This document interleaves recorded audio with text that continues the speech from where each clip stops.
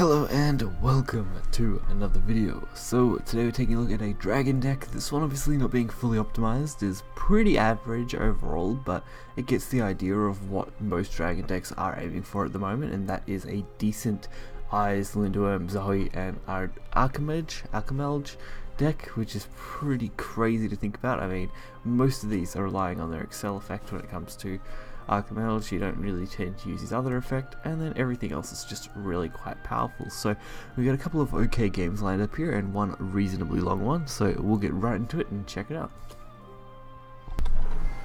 And first up, we are playing against Shadow.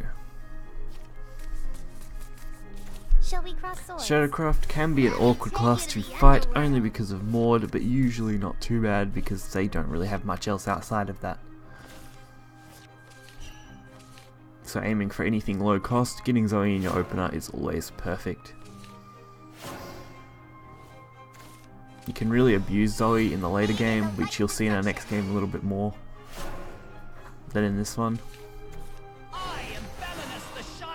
But overall with this deck you really just want to push and push until you can't push anymore. Burning flames will freeze.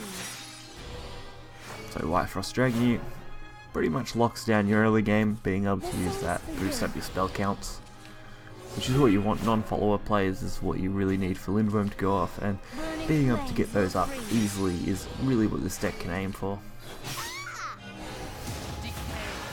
So a single Belinus ping, pretty much acceptable. And a comfortable Gloomy Necromancer, although it did instantly remove their Mordecai, which means it is going to be a problem long term.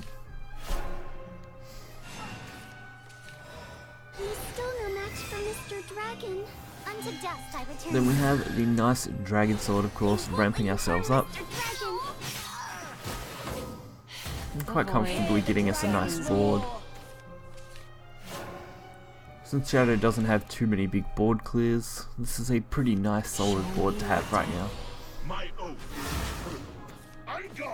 Especially when they do this and soul conversion the whole board. So we can very easily go for 9 damage here, with a little bit of ramp.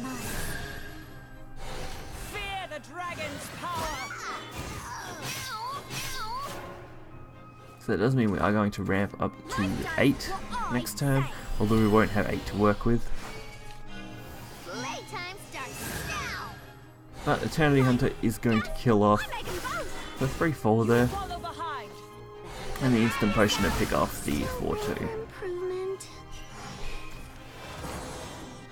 And a nice little White Whisper, and a setup onto the 2 breaths, which normally I tend to go for White Breath because draws are more important, but Black Breath is a nice option to have, which is why I run this card. It's why I run it over, say, the new gold card, Personal Commander, because the Blazing Breaths are nice, but this is nicer.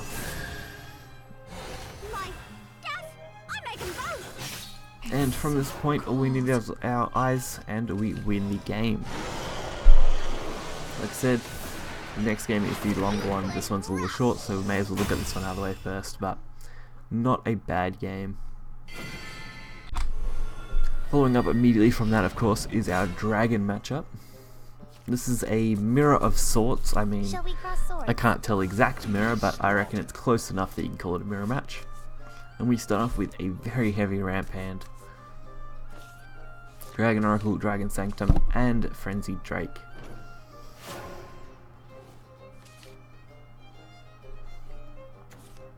Now, opponent, of course, having Zooey on 1, that seems to be always the way it is.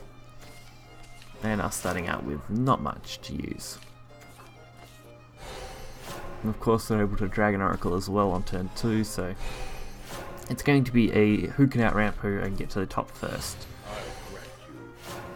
It looks like they have the better overall hand, almost what I'd call a guard hand for Dragon at the moment. Rescuing people's a hobby of mine. Dragon Life Blade. And Roy even getting his own ramp as well. So I didn't want to use the Dragon Oracle to ramp here.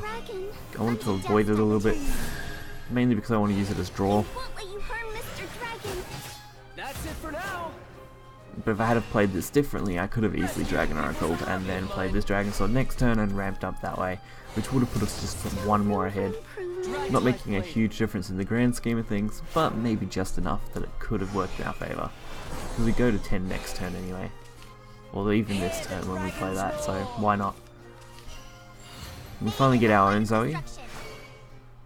Being able to play that out, getting it into our deck, setting it up for future plays. Embrace your demise. And then removing their Roy pretty reasonably quick. That's it for now.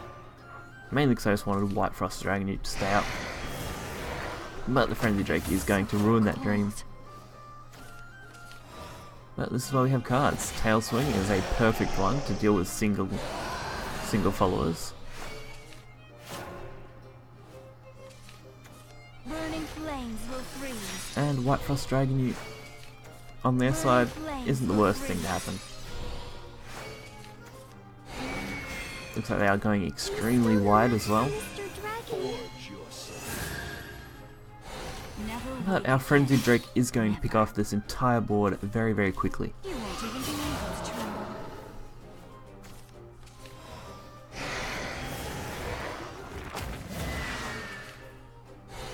With the White Breath giving us just those extra couple cards off the top.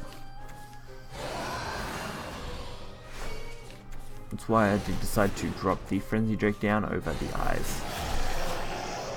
So I could do a combination like that play that you just saw. And another Tail Swing, this time dropping Eyes. Usually it's better to hold those for Zooeys, but unless you've got an 11 drop Zooey in your hand, they're really not worth holding on them. At least from what I've played so far. You're a fool if you believe this is over. So we are going to negate 2 damage initially from the next source of damage we take. We can start building our board up as best we can while stocking our hand. Zooey you don't really want to play until it is your finisher, so holding on to everything else is kind of the only way to go. You can either play back-to-back Zooeys, or you just play a single Zooey and hope to win off that next turn. So cold. Which is why we haven't been using it.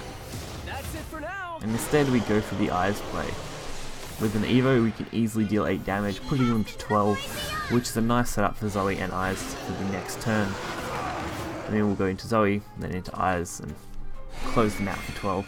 Fortunately they do ruin that plan with this White Worm. White Worm pretty much destroys any chance we had at killing them off. But at least we did bait some good removal. So I do decide to go for the Eyes instead, just because if I set this up, if they can't clear it immediately, then we have a good chance of winning. So it was a risky play, and Seraphic Blade does ruin it. If I was running an optimized deck, I definitely would shuffle a few things around, but as the deck stands, it is still a very, very reasonable deck to use. So there's our own Zooey, which I did throw back into the deck so we could actually play it.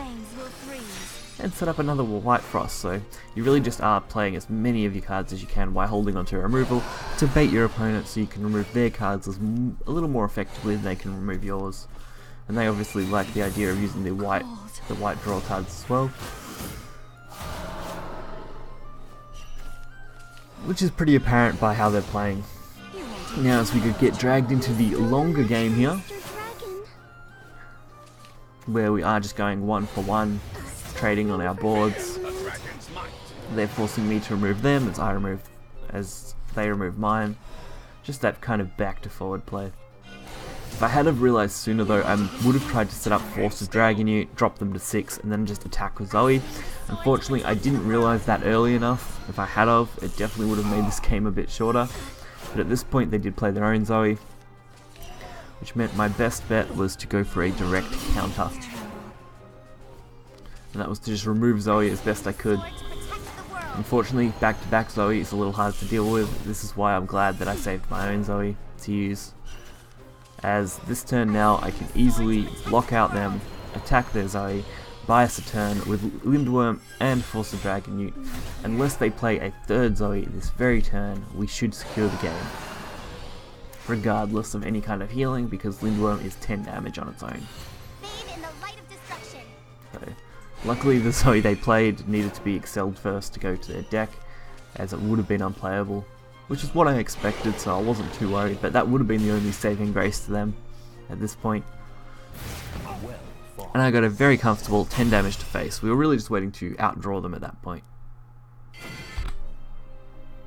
So I hope you guys did enjoy this video. Some of the new cards are pretty great. I've really enjoyed Dragon Sanctum for ramping and also for its trample effect, which I have used in the past. It's quite effective.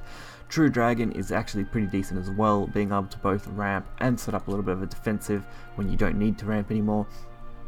And if I was going to optimize this deck some more, I would definitely run probably an extra Zooey, an extra couple of Aldemach. I'd stick with the 2 eyes, I think, and then maybe try to fit in a couple more Lindworm, and then I'd probably just move around some other cards here, maybe even consider dropping Blazing Breath completely and putting Seraphic Blade in, messing around with a few other numbers here, and really trying to get this deck to work as effectively as I could. So if you did enjoy this video, hit that like button and subscribe. You'll find the deck list in the description below, and I'll catch you guys next time. See ya.